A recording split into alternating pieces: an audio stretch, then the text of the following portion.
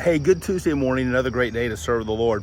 We are celebrating our youth and this week recounting those occasions in the New Testament where we find the word youth in our English translation.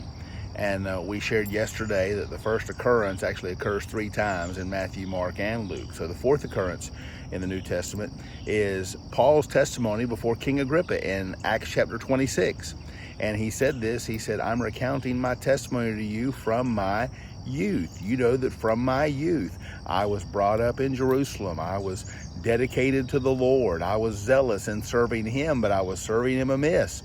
I was persecuting the church. I didn't understand. And then he talks about the Damascus Road experience and the bright light that he saw, and how the Lord spoke to him and called him and dedicated him a missionary or a messenger to the Gentiles. Paul says to turn, he talks about the bright light, brighter than the sun that he saw at noonday. He said, and now I'm coming to the Gentiles to turn them from darkness to light, to turn them from their sin, that they may receive an inheritance with God and forgiveness. And so Paul uses that term from his youth. The point here is this,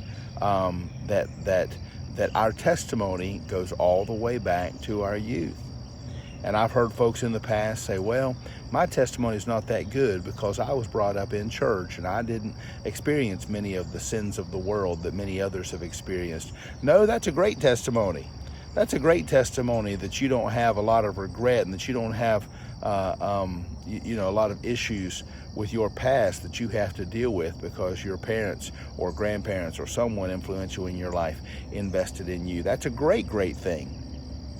But regardless of what your past includes, your testimony is your past experience. And Paul begins with his past. Although it was righteousness, it was self-righteousness. It was not the righteousness that comes from the Spirit living within us. It was self-righteousness.